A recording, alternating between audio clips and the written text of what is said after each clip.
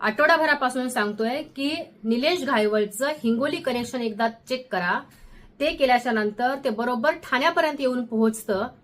मुख्यमंत्री आणि गृहमंत्री असलेले देवेंद्र फडणवीस आणि गृह खातं यांना कदाचित हिंगोलीतल्या मटक्याचे खोके पोहोचलेले आहेत, त्यामुळे तपास व्यवस्थित करत नाहीत.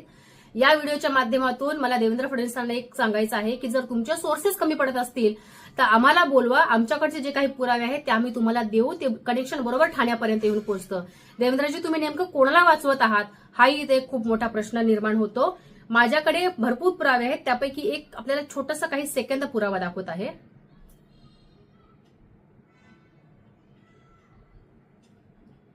हा निलेश घायवळ देश सोडून जायच्या अगोदर कोणाला भेटला होता, त्याला डॉक्युमेंट्स कोणी दिलेले होते, तो कोणाच्या फार्म हाऊसवरती होता, याच्यावरती कोणाचा वरदहस्त आहे, या सगळ्या गोष्टी जर आपण तपासल्या तर महाराष्ट्राच्या समोर एक वेगळंच चित्र समोर येईल.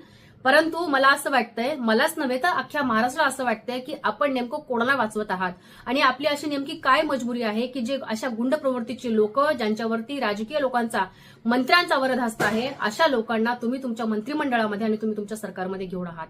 देवेंद्रजी, फार लाजिरवाणी गोष्ट आहे की आज महाराष्ट्र गुन्हेगारीमध्ये टॉप करतो आहे. एकीकडे तुम्ही म्हणायचं की आमचं पारदर्शक सरकार आहे, गुन्हेगारांना पाठीशी घालत नाही. मग हे कसं काय? तुमच्या नाकाच्या समोरून एक गुन्हेगार, एक गुंड देश सोडून पळून जातो आणि तुम्हाला हे माहिती पण नसतं की तुम्हाला माहिती आहे कदाचित तुम्हाला ते ठाणे कनेक्शन लपवायचं आहे म्हणून तुम्ही यावरती गप्पा आहात का? हाही यामार्फत एक प्रश्न उभा होतो आहे. तुर्तास इतकंच. जय महाराष्ट्र.